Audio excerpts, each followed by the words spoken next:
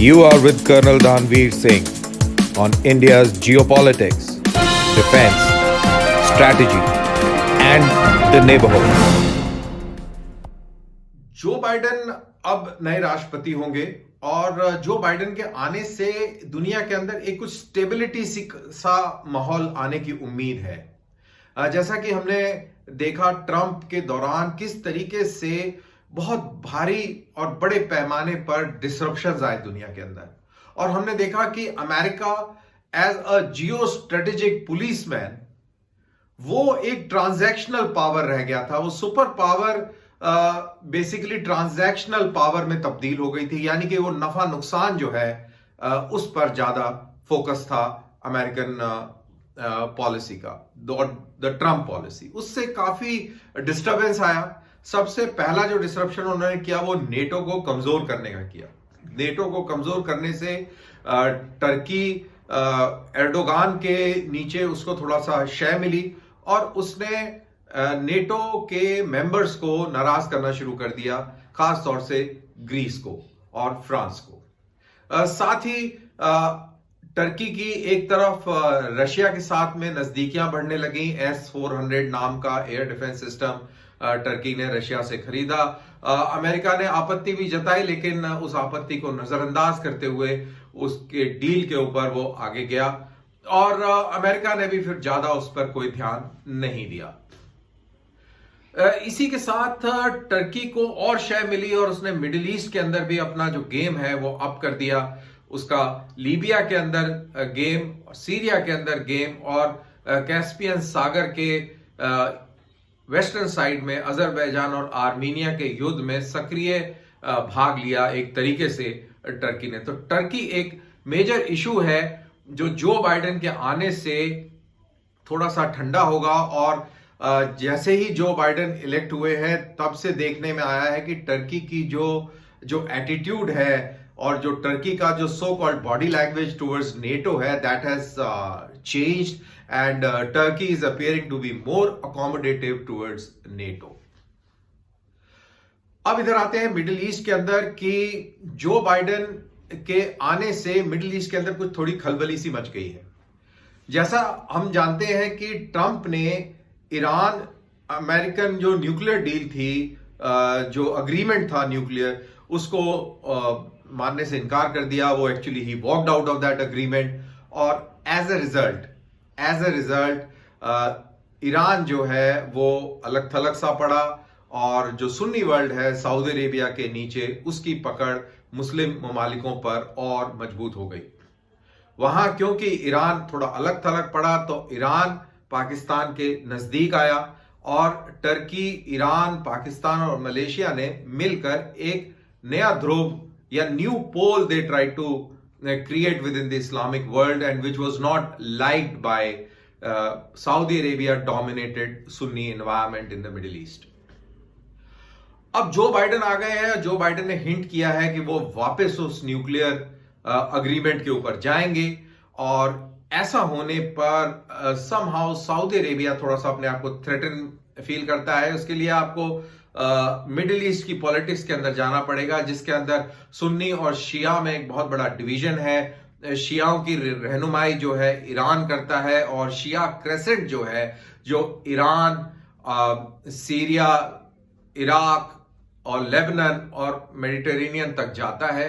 वहीं इस शिया क्रेसेंट के नीचे साउथ में सुन्नी वर्ल्ड है जो कि पूरा Arabian peninsula cutting across into the North African continent. So एक सुन्नी वर्ल्ड भी है जिसके अंदर हिंदुस्तान भी उस सुन्नी वर्ल्ड का एक अहम हिस्सा है, क्योंकि हिंदुस्तान के अंदर दुनिया की सबसे ज्यादा पॉपुलेशन मुसलमानों की हिंदुस्तान में बसती है। साथ ही हमारे ईस्ट में बांग्लादेश है और उसके आगे मलेशिया, इंडोनेशिया है। तो ये भी मुस्लिम डोमिनेटेड कंट्रीज हैं जो कि सुन्नी हैं।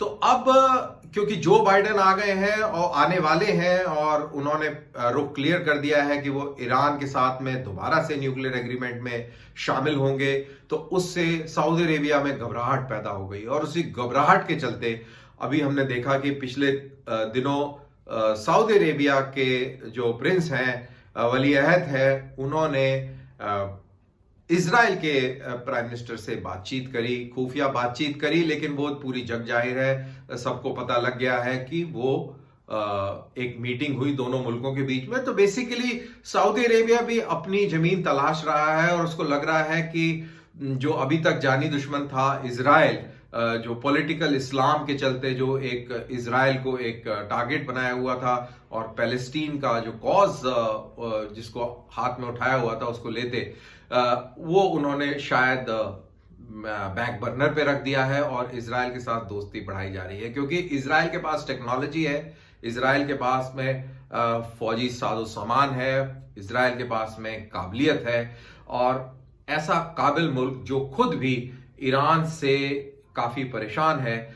मेरे ख्याल से सऊदी अरेबिया ने समझदारी का काम किया कि वो इजराइल के साथ अब मिलने जा रहा है। यूएई ने पहले ही इजराइल को रिकॉग्नाइज कर लिया है और यूएई सऊदी अरेबिया का एक छोटा भाई है या उसकी शैडो है, और यूएई ने अगर रिकॉग्नाइज कर लिया तो समझ लीजिए कि सऊदी अरेबिया भी जल्द ही उसको रिकॉग्नाइज कर लेगा। और उनके जो बीच में जो इश्यूज हैं, I am sure they are busy creasing them out. So that is what is happening in middle east, और ये फर्क पड़ रहा है जो बाइडेन के आने से।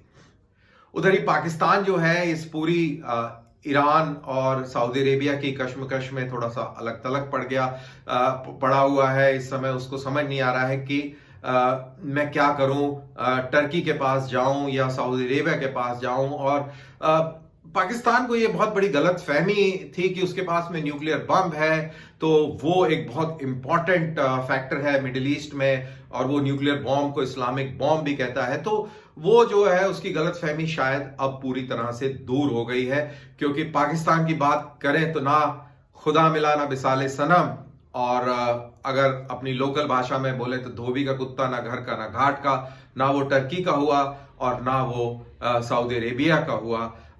पाकिस्तान के अंदर पॉलिसी जो है वो अर्तगुल नाम का एक सीरियल है टर्किश, उसको देखकर काफी प्रभावित हुई और पाकिस्तानियों को ये लगा कि वो जो है तुर्क ओरिजिन के हैं, उससे पहले उनको अरब ओरिजिन दिखता था। तो इसी कंफ्यूजन के चलते पाकिस्तान ने एक बहुत पैराडाइम शिफ्ट लिया, जिसमें सऊदी अरेबिया को दरकिनार किया और तुर्की के पाले में गए। और अब पाकिस्तान को भी लग रहा है कि तुर्की का जो पाला है वो कमजोर है, क्योंकि जो बाइडेन के आने से तुर्की का पाला कमजोर होगा, नेटो स्ट्रांग होगा, और सऊदी अरेबिया और इजराइल के नजदीक जाने से अमेरिका के ऊपर भी दबाव बनेगा।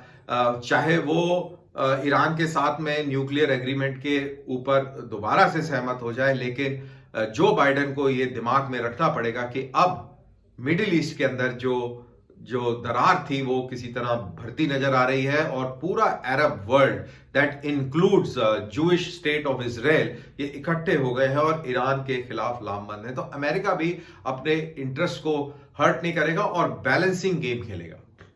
दूसरी इंपॉर्टेंट चीज जो बाइडेन के आने से हुई है और जो इंडिया के बहुत बड़े फेवर में जाएगी, वो है अफगानिस्तान की सिचुएशन। जैसा कि मैं मानता हूं कि अमेरिकन जो पावर है ट्रंप के नीचे वो ट्रांजैक्शनल हो गई थी, वो जियोपॉलिटिकल कम थी, वो अपना नफा नुकसान इकोनॉमिकली देखते थे, ना कि जियोपॉलिटिकली। तो उस जियोपॉलिटिकल इन्वायरमेंटल रियलिटी से थोड़ा हट के उन्होंने जियो इकोनॉमिक्स के ऊपर ज्यादा फोकस किया, और उनका जो विचार था पूरे इस फॉरेन पॉलिसी में वो ये था कि किसी भी हालत में अपने जो फौजी हैं उनको अफगानिस्तान से बाहर निकाला जाए, क्योंकि वहां पे बहुत खर्चा हो रहा है। खर्चे पर ज्यादा ध्यान था, इसीलिए उन्होंने नेटो के अंदर भी इन्वेस्टमेंट थोड़ा कम कर दिया, यूनाइटेड नेशंस में भी इन्वेस्टमेंट कम किया, क्योंकि उनको अपने पैसे की ज्यादा फिक्र पड़ गई। और जाहिर सी बात है, क्योंकि ट्रंप एक पॉलिटिशियन कम और बिजनेसमैन ज्यादा है, तो वो उसी बिजनेसमैन के चश्मे से देख रहे थे। तो अब जो बाइडेन के आने से जो जल्दी में था अमेरिका अफगानिस्तान को छोड़ने के लिए, शायद वो अब नहीं होगा, और तालिबान की जो उम्मीदें थी और जो पाकिस्तान की उम्मीदें तालिबान के थ्रू थी अपनी स्ट्रेटेजिक स्पेस अफगानिस्तान को रिगेन करने की, शायद उसको एक धक्का लगने वाला है। अब हिंदुस्तान की बात करें तो हिंदुस्तान के लिए दो बड़ी चीजें हैं। एक है कश्मीर का मुद्दा, और कश्मीर के ऊपर ह्यूमन राइट्स का पॉइंट जो है जो बाइडेन पहले भी उठाते रहे हैं। उनके हिसाब से हिंदुस्तान जो है कश्मीर के अंदर कुछ इस तरीके की चीजें करता है जिससे कि जो बाइडेन का जो कॉन्स्टिट्यूशन है और जो अमेरिकन जो इथॉस है उसको कहीं ना कहीं वो हर्ट करता है। तो इंडिया को ये है कि कहीं वो इस तरीके का कोई स्टेटमेंट प्रेसिडेंट बनने के बाद ना दें जिससे कि इंडिया का जो ग्लोबल स्टैंडिंग है on the issue of Kashmir वो कहीं कमजोर पड़ जाए। तो जहां तक कश्मीर का सवाल है, मेरे को लगता है कि हिंदुस्तान अब थोड़े से बैकफुट पे है, लेकिन कश्मीर को आइसोलेशन में नहीं देखना चाहिए। इस कश्मीर को देखने के लिए हिंदुस्तान की अभी जियो पॉलिटिकल और जियो इकोनॉमिक जो पोजीशन है उस दोनों चीजों के ऊपर नजर डाल देनी जरूरी है, क्योंकि अमेरिका के लिए अभी हिंदुस्तान बहुत अहम है, चाहे वो ट्रंप का अमेरिका हो चाहे वो जो बाइडेन का अमेरिका हो। पहला, हिंदुस्तान एक बहुत बड़ी इकोनॉमी है, इसके अंदर बहुत सारी स्पेस है इन्वेस्टमेंट की, और अमेरिका चाहेगा कि उस स्पेस को ऑक्यूपाई करे, क्योंकि चाइना से हट के उसको कोई ऐसी जगह चाहिए उसकी कंपनियों को, इंटरनेशनल कंपनीज को फॉर दैट मैटर, चाहे वो यूरोपियन कंपनीज हो, चाहे वो जापानीज हो, कोरियन हो या अमेरिकन हो, उनको ऐसी जगह चाहिए जो प्रॉबेबली कॉम्पिटिटिव हो, और इंडिया एक ऐसा एवेन्यू प्रदान करता है। तो इसलिए इंडिया एक बहुत इंपॉर्टेंट है। इंडिया को एंटेगनाइज करना मेरे ख्याल से जो बाइडेन के हित में नहीं होगा। और दूसरी चीज, from geopolitical point of view, India की अहमियत पूरे साउथ ईस्ट एशिया के अंदर बहुत अहम है। जैसा कि हम जानते हैं कि किस तरीके से इंडिया और चाइना की तनातनी है, और साथ ही चाइना और अमेरिका के बीच में भी साउथ एशिया को लेकर तनातनी है। साउथ एशिया के अंदर छोटे छोटे मुल्क हैं, वो काफी चाइना की जो हेगमनी है उससे परेशान है। बहुत बड़ा इलाका चाइना साउथ चाइना सी के अंदर क्लेम कर रहा है। उसका कारण यह है कि वहां पर खनिज पदार्थ, खास तौर से पेट्रोलियम और ऑयल एंड गैस बहुत ज्यादा है, और वो उसको आई कर रहा है, उसको देख रहा है, उस पर नजरें गड़ाए हुए है, और इसीलिए वो उसको ऑक्यूपाई करना चाह रहा है। वो अपनी सोवरेनिटी उसको जताना चाह रहा है, जताने की कोशिश कर रहा है। और वहीं दूसरी तरफ अमेरिका और हिंदुस्तान और जापान जैसे मुल्क हैं जो उसके विरोध में है, क्योंकि उससे फ्री नेविगेशन के ऊपर फर्क पड़ता है, और जो पूरा जनरल ऑर्डर है उस इलाके का वो अस्त व्यस्त होता है। और स्मॉलर कंट्रीज को अपनी टेरिटोरियल इंटीग्रिटी का खतरा है, जैसे चाहे फिलीपींस हो, मलेशिया हो, वियतनाम हो या इवन जापान हो। तो इंडिया की बहुत बड़ी अहमियत है। तो अगर कश्मीर के इशू को जियो इकोनॉमिक्स और जियो पॉलिटिक्स के साथ जोड़ के देखा जाए तो जो बाइडेन बहुत केयरफुल होंगे कोई भी ऐसा स्टेटमेंट देने से जिससे ये पूरा जो बैलेंस है वो खराब हो। अब बात थोड़ा चाइना की कर लेते हैं। चाइना एक बहुत इंटरेस्टिंग चीज निकलता चला आ रहा है। दुनिया का फोकस अब चाइना के ऊपर और गहरा होता जा रहा है। चाइना एक तरफ पूरी दुनिया में उसने कोरोना फैलाया, वुहान से ये वायरस चला, और चाइना ने वैक्सीन डिप्लोमेसी करने की कोशिश करी, अपना वैक्सीन जो है दुनिया को बेचने की कोशिश करी, उसके कोई बायर्स नहीं निकले। और अभी लेटेस्ट तनातनी चाइना और ऑस्ट्रेलिया के बीच में हो रही है, बट उसको हम छोड़ देते हैं। साथ ही एक बड़ी परेशान करने वाली जो बात उभर के आ रही है वो है खून की खेती जो चाइना के अंदर हो रही है, और वो हो रही है उइगुर मुसलमानों के जो ऑर्गन्स को लेकर। जिस तरीके से चाइना एक बहुत बड़ा बाजार बन गया है जहां पर किडनी है, हार्ट है, लिवर है, और इस तरीके के इंटरनल ऑर्गन्स उइगुर मुसलमानों के खास तौर से जो प्रिजनर्स हैं उनके निकाल कर, और वो एक ब्लैक मार्केट के जरिए वो भी बेचने में लगा हुआ है। तो ये एक चाइनीज न्यू एंगल निकल रहा है, और जाहिर सी बात है अगर चाइना कोई भी एट्रॉसिटी उइगुर मुसलमानों के ऊपर करता है तो पाकिस्तान कभी भी उसके खिलाफ आवाज नहीं उठाएगा, क्योंकि पाकिस्तान की अपनी मजबूरी है। अमेरिका पाकिस्तान से तल्ख हो गया है, नाराज हो गया है, क्योंकि पाकिस्तान हकानी नेटवर्क को सपोर्ट करता रहा है, पाकिस्तान टेररिस्ट ऑर्गेनाइजेशंस को सपोर्ट करता रहा है, और पाकिस्तान एक अंतरराष्ट्रीय सिरदर्द बन गया है, इंटरनेशनल हेडेक बन गया है। तो ये ओवरऑल एक जियोपॉलिटिकल एनवायरमेंटल स्कैन था जो अभी मेरे को लगा कि इसके बारे में बात करना बहुत जरूरी है। और हाँ, उससे पहले कि मैं इसको खत्म करूं, एक और चीज जो हिंदुस्तान के थोड़ा सा फायदे में नहीं गई, वो ओआईसी मीट के दौरान कश्मीर का हवाला देना और उसके बाद में हिंदुस्तान का उस पर वक्तव्य आना।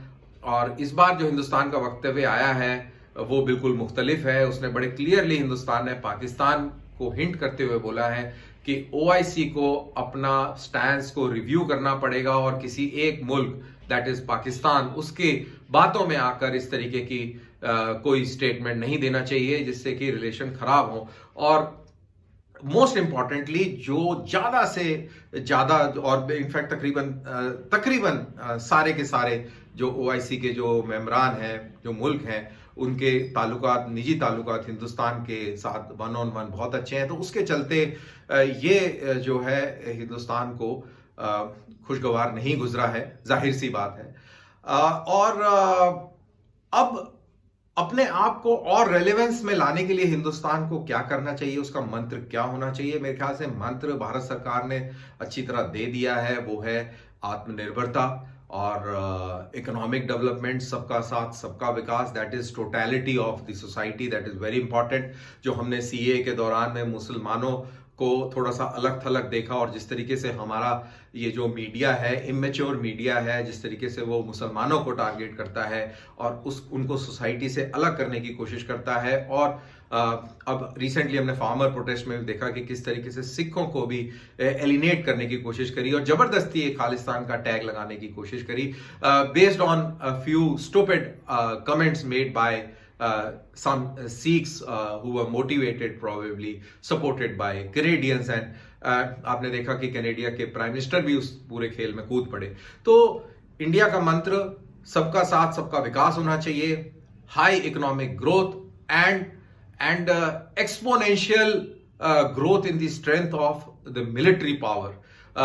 ये एक अंडरलाइन होनी चाहिए। और अगर ये ऐसा होगा तो जाहिर सी बात है, क्या ओआईसी, क्या नेटो, क्या दुनिया के और ममालिक हिंदुस्तान की बात सुनने को और उसको गंभीरता से लेने को मजबूर हो जाएंगे, विवश हो जाएंगे। और पाकिस्तान को भी ये समझ में आ जाएगा कि अब हिंदुस्तान से पंगा नहीं लेना चाहिए। इसी के साथ I cut this talk of mine, and if you like to listen more to me और आप मेरे को और सुनना चाहते हैं तो जरूर मेरे इस यूट्यूब चैनल को सब्सक्राइब करिएगा। And thank you very much, thanks for listening. जय हिंद।